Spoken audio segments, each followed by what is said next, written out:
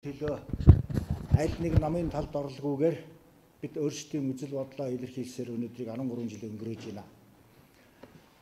Тэгэхээр өнөөдөр миний баруун гар талд үндэсний хасалгооны тэргүүн Нанжид сууж байна.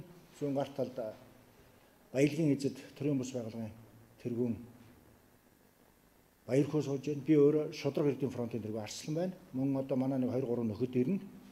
Эрдэнэчил эдгүүнээс ирэх ёстой. Тэгэхээр гадаа хөтөн байна. Эдэр ёс эд дундаа чангарч байна. Ард түмний амьдралч нэлээд барцгар хөтөн байна. Энэ хавар бол нэлээд халуун хавар болох байх гэж бодож байна. Та бүгд санаж байгаа биднийг багад одоо телевизээр гарч ирсэн юм аа. Японд хаврын жагсаал эхэлж байна. Барууны хөрөнгөтөн орнуудад одоо ард түмэн өөрийнхөө эрхийн төлөө хавар жагсаал эхэлж байна гэд биднийг багад ярьдаг байсан. Социалист нийгэм үед.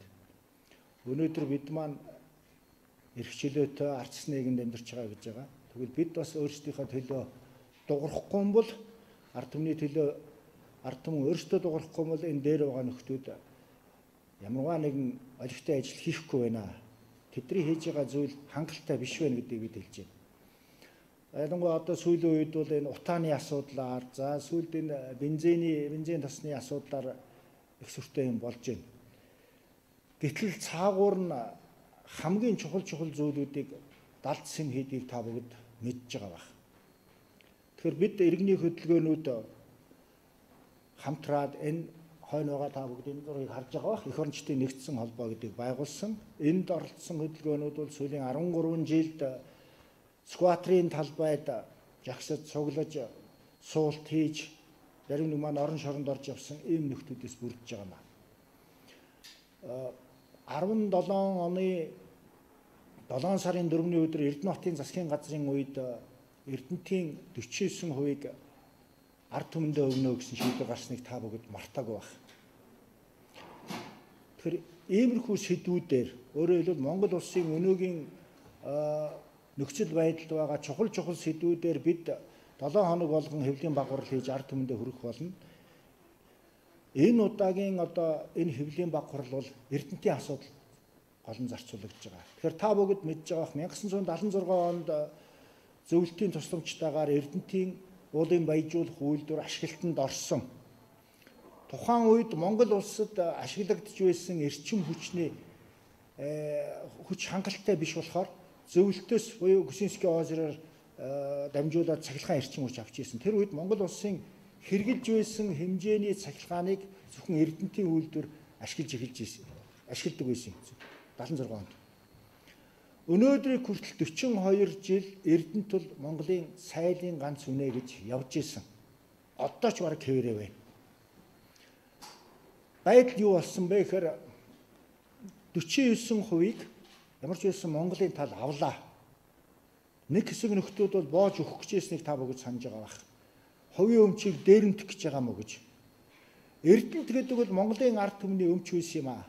Монголын ард түмний 70 жилийн турш цуглуулсан баялагаар бид Оростойгоо хамтарч байгаа, зөвлөлттэй хамтарч байгаа Эрдэнэт үйлдвэрийг байгуулсан. Ингээд 49% нь зөвлөлтийн талд байсныг Монголын засгийн газар, тухайлбал сайхан бэлгийн засгийн газар Монголд хүчин төгөлдөр үйлчилж байгаа хууль тогтоомжийг, олон улсад үйлчилж байгаа хууль тогтоомжийг 2 орны зөвлөлтийн болоод бүгд найрамд Монгол ард улсын хооронд байгуулсан тэр гэрээг зөрчөөд анх 76 онд байгуулсан тэр гэрээнүүдийг зөрчөөд хувийн компанид хууль бус байдалтайгаар өгснийг бид эсэргүүцсэн та бүгд санаж байгаа байх. 13 жилд энэ жагсад тэмцэж явахдаа энэ тухай бид олон дуурч ийсэн. Бидний тэмцлийн үр дүнд 17 оны 7 сарын 4-ний өдөр ман намын Эрдэнэ хотын засгийн газар 49%-ийг ард түмэнд хувьцаа хэлбэрээр тарааж өгөх боллоо гэсэн засгийн газрын шийдвэр гаргасан. Энэ бол маш зүйтэй шийдвэр байсан. Гэтэл сая нэг хэсэг хугацаанд юу болсныг та бүгд мэдж байгаа. Буцаагаад шүүхийн шийдвэрээр нөгөө хувийн хэдэн компани дээрэмчдэд луурчдаг гэсэн шийд гаргаад үүнийг л ард түмэн эсэргүүцсэн. Буцаагаад ямар ч хэлсэн засгийн газар түүнийг л ард түмэндээ авахар боллоо. Гэхдээ энд нэг ноо байж байгаа. 49%-ийн 10% ард түмэнд хувьцаагаар тараана. Бусад 39-ийг яах гэдэг юм бэ? Бид нар гайхаад байна.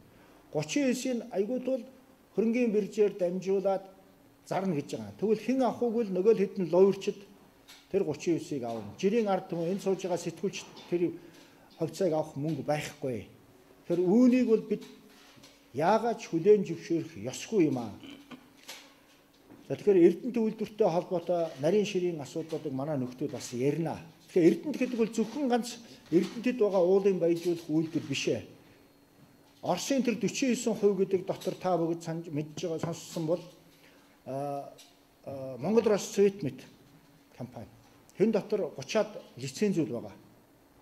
Асхтын мөнгөний орд байгаа. Энэ болгоны хувь заяа буюу тэр 39%-аар дахиад Монголын хэдэн луурчид энэ 28 жил төрөөс төрсөн тэр өмтөнгүүд энийг хувааж авах ийм байдал гарч байгаа учраас бид үүнийг бол эсэргүүцэж байгаамаа. За тэгээд манай нөхдүүд бас Эрдэнэт үйлдвэрийн талаар тодорхой нарийн мэдээллийг та бүгдэд хэлэх зөв гэж бодож байна 30 минутанд. За би үндэсний асуудлын тэргүүн Нанжит гэж хүн байна. Нээлттэй. Үндэсний асуудлын тэргүүн Нанжит гэдэг хүн байна.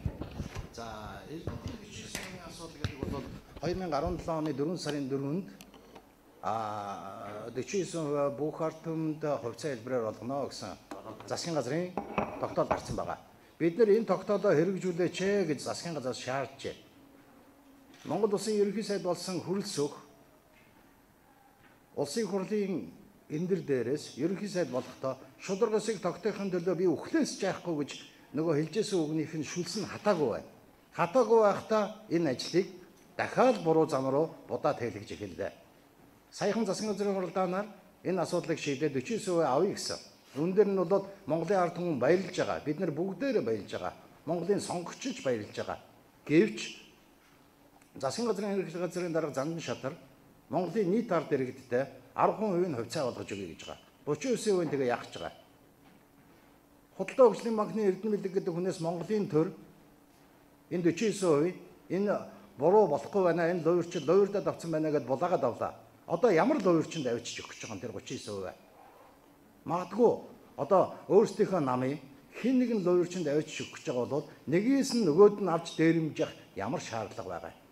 Ийм учраас бид нар хүрэлцэхт энэ асуудлыг тавьжээ. Ерөнхий сайдад шударга байх гэж байгаа бол шударга байх хэрэгтэй. Өөрөө тэр засгийн газрын хуралдаан дээр бол хэлж ирсэн. Бити сүр данзан царайлаа даа гэдэг шиг бити сүр данзан царайлж нөгөө үхлээс жахгүй гэдэг үгэндээ эзэн байх хэрэгтэй. Бид нар сүүлийн 27 жил Монголын төрийн энэ ман аны эргэтэн дархтангууд сайхан худлаа урам донгож байгааг бид нар үзжээ. Дандаа худлаа ярьжээ. Ард түмнээ дандаа хуурч холигдож байна.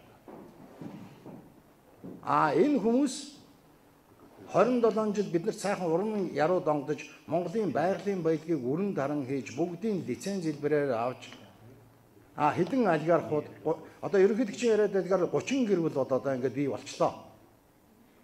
Энэ 30 гэр бүл Монголын бүх байгалийн баялагаар тоглож дууслаа. Тийм учраас бид нар энэ 49% асуудал дээр бүх ард түмэндээ хувьцаа хэлбэрээр тарааж өгөө. Байгалийн баялагын засаглал гэдэг дэлхийн нийтээр явж байгаа. Энэ бүх одоо ард түмэндээ ногдол ашиг хэлбэрээр олгодог энэ засаглал руу явах зүйтэй гэдэг байр суурин дээр бол иргэний хөдөлгөөнүүд байна. Ер нь төрөөр дамжсан үе дээр бол бүх юм худлаа болдог. Одоо 49% эдгээр ингээд зочуулах гэж байгаа юм байна. 51% гэдэг нь бол ялсан ман ан намын хоёулангийнх нь шахааны бизнес болж хувирсан. Өнөөдөр түүцэд нь 49%-ийн оронд нь түүцэд нь дахиад засгийн газрын бөгөөд ардын намын засгийн газрын байгуулагдсан засгийн газрын хэдэн төрийн нарийн бичгийн дарга хэдэн газрын даргад нь түүцэд нь ороо суудсан. Гэсэн үн. Дахиад 20 онд магадгүй ардчилсан намын засгийн газар гараад ирнэ. Дахиад түүцийг өөрчлөлтөн ерхий захирлыг өөрчлөлтөн. Тэгэл дахиад шахаа явна. Энийн ард иргэд зүгээр нэг жоохон нэг хэсэгтээ шуугж жагаад бид нар тэгэл үлддэг. Тэгээ хэдэн луурчид энийх нь хойно хожиж яадаг. Төрийн эрх мэдэл сонгогчдыг бол хуурч, худлаа амлж, хизээч биелжгүй мөрийн хөтөлбөр зохиож тэгээ нэг 5 цаас тараагаад тэгээд энэ офшортой хэдэн нөхдүүд, энэ хэдэн авилгалчид, энэ хэдэн ёс зүйгүй нөхдүүд энэ төрийн өндөр албан дээр сууж явах ямар ч ёс суртахууны эрхгүй, өөрсдийгөө ч засаагүй, ямар ч хүмүүжлгүй энэ хүмүүсийг бид нар төрийн толгой дээр аваад залтжээ. Үүнийг Монголын ард түмэн сонгогчид бид нар бүгдээрээ бодох цаг нь болсон. Энэ хүмүүсийг сонгохгүй байх ёстой. Эрдэнэтийн 49-ийн асуудлаар Ер нь бол яг үнэхээр энэ том дуурийг хийх үед ардын намаас цэндийн ямдорж, арчилсан намаас Бацаандан, их хурлын гишүүн Бацаандан, дээрэс нь энэ ажлын хэсгийг ахалж исэн арднаас эд аюур сайхан гэсэн энэ их орончид байна. Бид нар бол мань аныг бол үргэлж шүүмжилж ирсэн. Ер нь хойш энэ хоёрыг шүүмжлэх болно. Ардын намын засгийн газрыг бид нар шүүмжлэх болно, арчилсан намын засгийн газрыг шүүмжлэх болно. Гэхдээ бид нар нэг юмыг энэ олон жилийн дараа бол ойлгож байгаа. Эх орныхоо төлөө сайхан ярьдаг одоо энэ хурлын гишүүдийг бөгөөд энэ засгийн газрын гишүүдийг бол бид нар дэмжихгүй.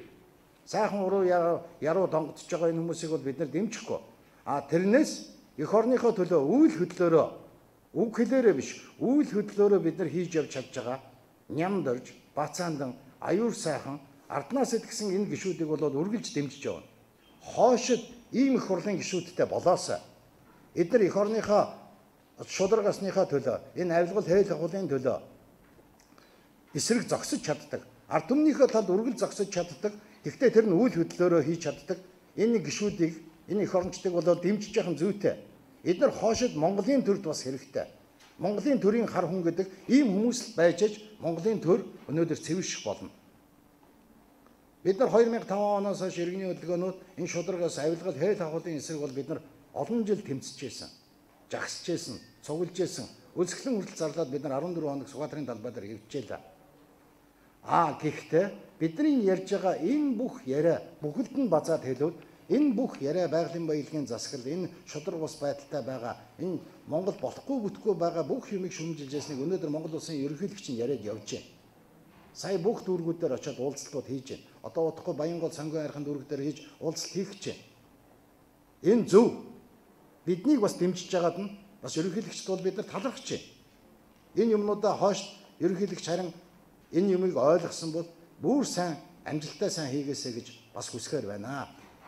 За баярлалаа. За 49 асуудлыг бол Нажигон тодорхой ярьчлаа. Би талд бол 51 асуудлыг ярьсан. Өнөөдөр 51 бол энэ бүрхэг байгаа. Хаана байгаа нь үл мэдэгдээ. Энэ 51%-ийг барьцаанд тавьж стандарт Английн стандарт банкны барьцаанд тавьж лоер хийсэн нөхдүүд өнөөдөр хариуцлага хүлээгээгүй явж байна. Санжийн баяр, ган зориг, Эрдэнэ үйлдвэрийн захирал байсан. Өнөөдөр үндсэн хуулийн зэсэд байгаа сугар эдгээр ямар хариуцлага хүлээсэн? Яах гэж энийг одоо тэр гадны банкнд барьцаанд тавиад одоо шүүхийн шийдвэр нь гараад Эрдэнэт тэрийн төлхөр болоод арбитрийн шүүхийн шийдвэр гарчаад байна шүү дээ. Ингээд том холгой хийдэг холгоочдын толгойг хилээд байж байгаа Монголын төр гэж энэ яатсан төр үү? Энэ улсуудыг одоо шалгуулах, эдгээр төр тооцоо бодуулах энэ хуулийн хариуцлага хүлээх хэрэгтэй. За баялагын жинхэнэ эзэд гэдэг төрийн бас байгууллага бол үндсэндээ бол Монголын ард түмний Монгол улсын үндсэн хуулийн заасан 6-гийн 1 заасан Монголын ард түмэнд энэ баялагтай эзэн байх тухай заалтанд үндэсэж байгуулагдсан төрийн бас байгууллага байгаа. Тэгэхээр ганц Эрдэнэт биш. Бид одоо тэр 5 толгой, оюу толгой өөр одоо уул уурхайн ямар одоо харамгтай ирээдүйд хийгдохоор эндээс Монголын ард түмэнд зарагддаггүй хэлбэрээр, арилжаадагддаггүй хэлбэрээр алтан хувьцаа болгож тэр хүнтэйгээ хүн хөлтлөө байдаг ийм хувьцаа бий болгож энд ногдол ашигын ард түмэндээ өгүүлэх жинхэнэ баялагын санг бий болгох ажлыг бид зохион байгуулж чаднаа. Эдгээр худлаа ярьдаг, хулгай хийдэг. Ийм улсуудад бол энэ юуг бол улс төрчдөд бол энэ санг хариуцуулах эрх ёс зүй бол байхгүй. Тэгэхээр энэ дээр бол ард түмэн нэгдээж бидэнтэй үзэл бодлоо эрдэмтэд мэрэгд одоо эдийн засагч нартайгаа бид нийлж байгаа. Энэ баялагын санг бол бий болгоно. Эндээс ногдол ашиг оногдуулах асуудлыг нэн даруй засгийн газар тавьж өнөөдөр бид засгийн газар шаардлага хөргүүлнэ. 15 хоногийн цагаан сарын өмнө ямарч байсан шаардлагынхаа хариуг авна. Тэгээд ингээд цаашид үргэлжлээд бүх баялаг дээр энэ юунуудыг ард түмэнд ногдол ашиг бий болгох жилд оногддог ногдол ашиг нь бий болгоод өгөх юм бол Эрдэнэт үйлдвэрээс 49-т Оросын тал бол 35-аас 80 хэдэн сая доллар хүртэл авч ирсэн юм байна. Энэ 49-ийг бид ард түмэнд өгнө. Энэний цаана өшөө олон том баялаг ордууд байна. Оюу толгойн гэрээ дээр мөн ард түмэндээ өгөх заалт ирээдүйнтодоо хийсэн гэрээн дээр байж байгаа. Тэрнээс бас өгнө. Гэхдээ бүх баялагаас ард түмэн хувьцаа авахд энэ ипотекийн зээл, энэ одоо худлаа үнэн өр чирэнд орсон энэ өрөө даруулна гэдэг юм бол алга болно. Ард түмэн баялагаас жинхэнэ бодит байдлаар хөв хүртэх, хишгээ хүртэх цаг ирнэ гэж ойлгож болно. За ингээд шаардлага хаалт чи ийш сууч. Шинжлэлийн ерөнхий зохицуулагч Энх бат. За бидний урилгыг хүлээж авч хүрэлцэн ирсэн хэвлэл мэдээллийн ажилтнууд сэтгүүлч та бүхний энэ өдрийн амгалан айлтгая. За манай нөхдүүд бол тодорхой ярьлаа. Тэгэхдээ Эрдэнэт үйлдвэр бол одоо 51% нь төрийн мэдэлд, 49% нь бол одоо маргаантай байгаа. Тэгэхдээ төрийн мэдэлд авах шийдвэр гарсан. Энд бол бидний Монгол Улсын засгийн газар их хурлын одоо тэр шийдвэр гарсанд бол талархаж дэмжиж байгаа юуны өмнө хэлье. За 49%-ийг ард иргэдэд хувьцаа хэлбэрээр тарааж өгснөөр компани одоо үйл ажиллагаанд муу тал руугаа гэх юм уу те саар тал руугаа ямар нэгэн өөрчлөлт орохгүй. Харин сайн тал руугаа тэнд жирийн иргэдийн, жирийн хувьцаа эзэмшигчдийн төлөөллийг тэр компани засаглалд оруулснаар ёстой нөгөө шахаа янз бүрийн юмыг бол ард иргэдийн хяналтанд оруулж харин сайн тийшээ одоо үр дүн гарах юм а гэж бид харж байгаа. Түүнээс гадна Монголын ард иргэд үндсэн хуулинд заагдсан байгалийн баялаг гагцхүү ард түмний мэдэлд байна гэсэн энэ заалтыг жинхэнэ хэрэгжүүлж, жинхэнэ одоо өнөөдөр үйл ажиллагаа нь явж байгаа үр дүнгийн хүртэж болох үеч Эрдэнэт үйлдвэрийн 49%-аар энэ ажлыг эхлүүлэх нь маш зүйтэй юм а гэж иргэний хөдөлгөөнүүд эх орончдын нэгдсэн холбоо бол үзэж байгаа гэдгийг та бүхэнд хэлхийг хүсэж байна. За засгийн газар бол одоо сая шийдвэр гаргалаа. Өнгөрсөн 2017 оны 7 дугаар сард энэ Эрдэнэт үйлдвэрийн 49%-ыг нийт ард иргэдэд хүртэнэ гэж засгийн газрын тогтоол гарч шийдвэр гаргасныг бид нар бүгдээрээ мэдж байгаа, санаж байгаа. Гэтэл өнөөдөр засгийн газар тэр тогтоолын хэрэгжилтийг ханган биелүүлэлгүйгээр дахин одоо нэг тогтоол гарлаа л да. Тодорхой биш. Засгийн газрын хэрэг эрхлэх газрын даргын тайлбарлаж байгаагаар үзэх юм бол 10 орчим хувийг иргэдэд одоо хувьцаа хэлбэрээр олгоно гэсэн маягийн юм ярьж байна. Ийм байж болохгүй. Засгийн газар гэдэг, засгийн газрын шийдвэр гэдэг нэг засгийн газар солигдохоор тухайн үеийн ерөнхий сайдын дур зоргын асуудлаар тэр асуудлыг аливаа асуудлыг шийддэг ийм байж болохгүй. Засгийн газар нэгэнт гаргасан шийдвэрээ биелүүлэх ийм үүрэгтэй. За Эрдэнэт үйлдвэрийн 49%-ийн цааталд бол Монгол Орос Цэвтмэт компани мөн 49% байгаа. Энэ нэг бас ярих ёстой. Одоо Монгол Улсын засгийн газарт 100% шилжиж ирээд байгаа. За энэ том Эрдэнэт үйлдвэрийн одоо сүүдэр дарагчаад яригдахгүй байна л да. Тэгэхдээ Монгол Орос Цэвтмэт компани гэдэг бол 30 гаруй ашиглалтын болон хайгуулын лицензтэй 5 одоо хайлуурж онцны уурхай ажиллаж байгаа, бор өндрийн уулын баяжуулах үйлдвэр ажиллаж байдаг, асгтын мөнгөний орд, зэрэгцээгийн алтны орд, барилгалтын төмрийн хөдрийн орд гэх мэтлэн маш том стратегийн ач холбогдолтой том ордуудын лицензийг эзэмшиж байдаг, үйл ажиллагаа явуулж байдаг ийм маш том компани. Тийм учраас Эрдэнэтийн 49%-ийг ард иргэдэд одоо эзэмшүүлэх энэ шийдвэр гарсны дараа дахиад мөн энэ Монгол Орос Цэвтмэтийн 49%-ийг түүний эзэмшил байгаа тэр ордуудын 49%-аас Монгол улсын иргэд хувьцаа эзэмших энэ асуудлыг бид бас зөвхөд тавина. 49%-ийг одоо Оросын талд эзэмшиж байсан өнөөдөр Монголын талд шилжиж ирлээ. Иргэдэд хувьцаа хэлбэрээр тарааж өгснөөр бол энэ компани үйл ажиллагаанд ямар ч доголдол саад учрахгүй гэдгийг бол дахин хэлхийг би хүсэж байна. За тэнд өнөөдөр хэдэн мянган Монголын инженер техникийн мэрэгчсэн, бэлтгэгдсэн, олон жил ажиллаж дадлагдсан ийм ажилчид ажиллаж байгаа. Хэрвээ одоо энэ өнөөдрийн дампуу байдлаар хувийн хөвшилд байна гэдэг маягаар явах юм бол бид мэдэн штэ. Олигархууд угаасаа засгийн газартай тухайн үеийн засаг төртөө хойвлддаг, тэнд төлөөлөл нь байж байдаг учраас тэнд одоо хяналт тогтооно, хувийн хөвшил очихоор хяналт тогтооно гэдэг бол худлаа үгүй. Бид мэдэн штэ. Угаасаа энэ олигархууд бол засгийн газартай нийлээл өөрсөө засгийн газартаа тухайн үеийн төр төлөөллөө оруулаад ингээл дээрэмжжээдэг. Хэдэн хүн энийг эзэмших тийм эрх байхгүй. Тэд байгуулсан юм уу? Тэд өөрийн мөнгөөр худалдаж авсан юм уу?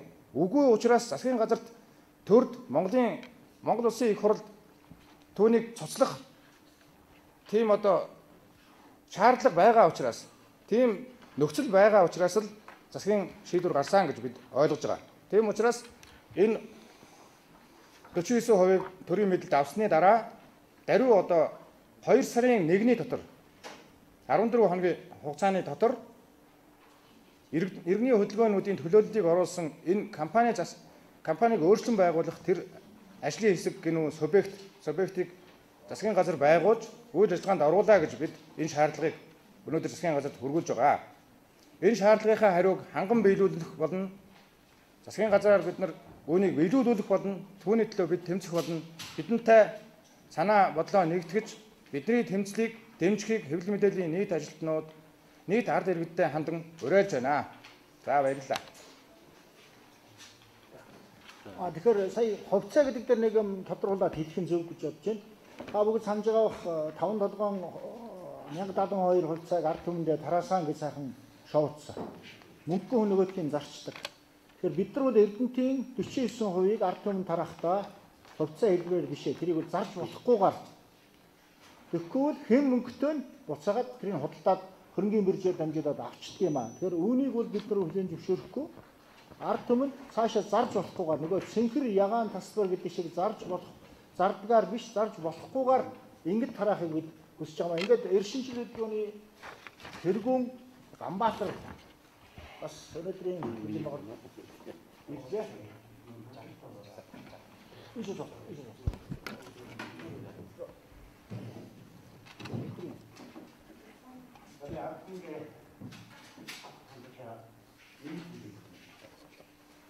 Монгол асар баяртай. 90 оноос хойш бид нар энэ бодлого явуулж байгаа улмаас энэ баяраа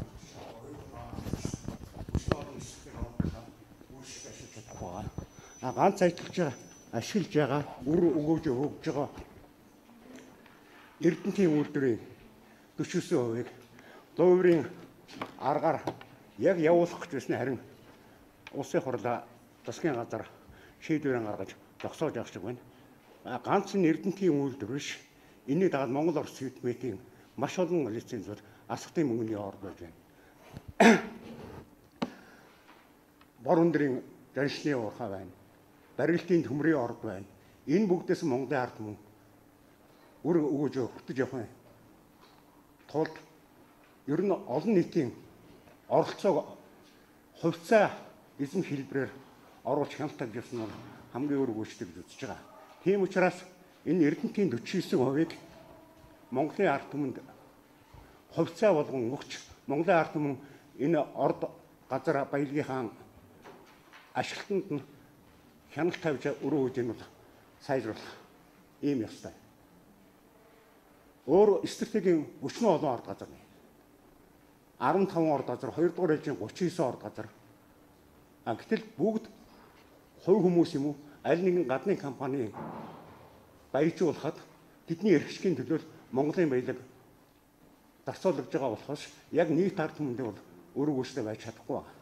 Энэний төлөө бидний одоо энэ хөдөлгөөнүүд цаашдаа мод ер нь тууштай явах болно. Ганцхан энэ Эрдэнэтийн асуудал өшөө стратегийн ордууд байж байна. Ахаа цаашаа ашиглах ордууд байж байна. Хийгдсэн гэрээ хэлцэлд өөрчлөлт оруулахыг хүртэл бид нэр олон жил энэний төлөө явж байгаа. Гэтэ энийхээ үр дүн үлдээ ахаа цаашаа явна гэж бодож байгаа. Дээрээс нь бид нар нэг одоо Монголын нийт ард иргэд бол сонгогч нэг хатуу болох хэрэгтэй байна ч та. Ерөнхийдөө бид энэ манан гэсэн мангийн томболыг бид нар 27-8 жил сонголоо. Эдгээрээс бид нар маш их зүйлийг хүлээлээ. Бид нар олон удаагийн сонгуулийг их хурлын сонгуул, орон нутгийн сонгуулиудыг өглөө юм. Гэвч энэ хүмүүс бидний итгэлийг аль нь ч тааж чадсангүй. Бид энэ хүмүүсийг хоош сонгож явах ямар шаардлагатай? Угаасаа ёс суртахуунгүй, угаасаа хулгай дээрэм хий гэж боддог. Ерөөсөө хүмүүжилгүй энэ хүмүүсийг орой дээрээ залчаад тэгээ угаасаа хулгайц сэтгэхүйтэй энэ хүмүүсийг толгой дээрээ залчаад бид нар ямар сайхан юмыг Монголын ард иргэд бид нар хүлээгээд байгаа юм. Биднэрт хүлээх юм байхгүй. Биднэрт өнөөдөр ёс зүйтэй, шудраг, зарчимтай, хүмүүжилтэй ийм хүмүүсийг бид нар өнөөдөр олж бид нар Монгол төрийн толгой дээр гаргаж ирэх шаардлагатай байна. Бид нар алим болгон энэ хүмүүст ингэж хуурагдаж явах юм. 27 жил хуурагдлаа. Өөрсдөө мундаг ажил хийдэг гэж боддог юм шиг байлаа энэ. Одоо засгийн газарт байгаа засгийн газрын гишүүд нь харж байгаа бол их хурлын гишүүд нь их мундаг ухаантай юм яриад Монголын ард түмний төлөө бид нар мундаг юм хийгээд байна гэж бодож байгаа бол худлаа. Та нар хийж чадахгүй байна. Хийж чадахгүй учраас энэ хүмүүс зайгаа тавьж өгөх хэрэгтэй. Өөрөөсөө бол хийж байгаагаа мундаг байна гэж боддог юм шиг байлаа. Би энэ байгаль орчны яамны сайд дээр Цэрэнбат гэдэг нөхрийг шүүмжилмээр байна. Нэг л их мундаг хүн зуух тараагаал одоо хуучин зуухнууд нь хэрэггүй одоо шинэ зуух тараагаал ер нь утаа байхгүй болчихно. Үндэ ажил хийгээд байгаа хэл та уулзлуу зохион байгуулад байгаа. Гэвч ямар ч шийдэл байхгүй. Энэ хийж байгаа ажил чинь ямар ч үр дүнгүй, шинжлэх ухааны ямар ч үндэс байхгүй. Ийм л юм ярьсан хэдэн хүмүүс байна. Одоо бид нар эднийг эрс өөрчлөх хэрэгтэй. Үнэхээр энэ олон жил шударга осны төлөө тэмцэж явсан энэ иргэний хөдөлгөөнүүд энэ шударга осны төлөө явдаг. Угаасаа цуснд нь, бие сэтгэлд нь, зүрхэнд нь байдаг энэ хүмүүс өнөөдөр Монголын төрд гарах цаг нь болсон. Тийм учраас бид нар хоошид Монголын нийт ард гэрэг маань сонголтонд сонгогчд маань маш их анхаараа. Эцсийн эцэст бидний буруу шүү. Энэ одоо авилгалж, хуулгаж, эх орноо боддгоо, тусгаар тогтнолоо боддгоо, дандаа амин хувиа хичээдэг энэ хүмүүсийг гаргаж ирсэн бидний буруу. Сонгогчдын буруу шүү. 5-10 цаасаар магадгүй худалдаж байгаа бидний буруу. Бид өнөөдөр өөрсөндөө дүгнэлт хийх ёстой. Дараа нь бид шүүмжлээд яах вэ? Өнөөдөр бид жагсаж, цуглаж энэ үнэхээр энэ болохгүй бүтэхгүй байгаа энэ манангийн засгийн газрыг, манангийн их хурлыг магадгүй бид нар зайлуулаад өөр энэ Монгол орны төлөө чин сэтгэлээсээ боддог эх орончид Монголын төрийн толгой дээр гарч ирэх цаг нь болсон байна л гэж хэлэх гэсэн. Тийм их хурлын гишүүдийг бол бид нар хоошид дэмжиж явна. Дахиад хэлье. Энэ цэндийн юмдар шиг, магадгүй Бацаандан шиг, аюур сайхан шиг, магадгүй энэ хин шиг, арднаас шиг ийм залуучууд, ийм их орончид, ийм төрийн хар хүмүүс олон төрөх болтугай. Үеийн эднийг бид нар үйл хөдлөөр нь зүгээр одоо худлаа яриад яах юм. Одоо уран донголтын чинь бол бид нар 27 амжилт одоо худлаа донготж худлаа их оронч болж нүүрэн дээр их хурлын танхим дотор засгийн газрын танхим дотор гоё юм ярьж далдуур хуйлддаг хүмүүсийг бид нар бүгдээрээ мэдж байгаа. Энэ хүмүүсийг бид нар дэмжихгүй. Энэ бидний дэмжлэг Монголын нийт ард иргэдийн дэмжлэгийг авъя гэж бодож байгаа бол үйл хөдлөөрөө шударга осны төлөө яв. Энэ авилгал хэл агуулгынхад эсрэг яв. Энэ байгалийн баялагын ард түмэнд ноогдол ашигла хэлбэрээр өхийн төлөө яв.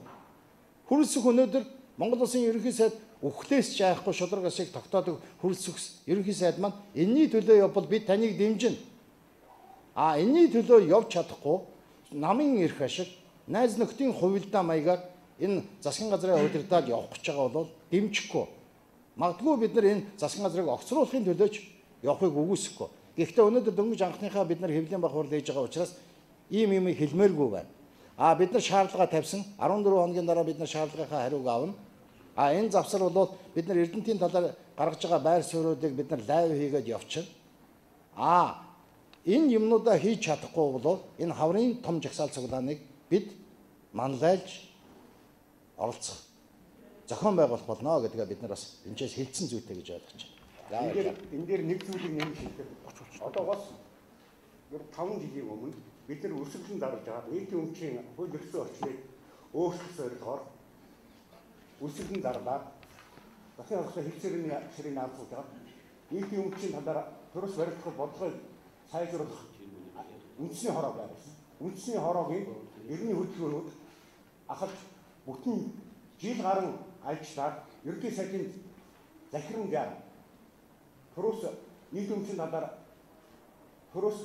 өмчийн талаар барилдах бодлого боловсрол ажлын хэсгийг гагцсан явж байхад сайхан бэлгийн засгийн газрын үед асан болгосон. Энэ үндэсний хороо. Тэгээд энэ зөвхөн хувь хүмүүсийн баяж хэрэгсэл болгохоо зорилгоор ингэ татан болсон гэдгийг ахаад санчаар.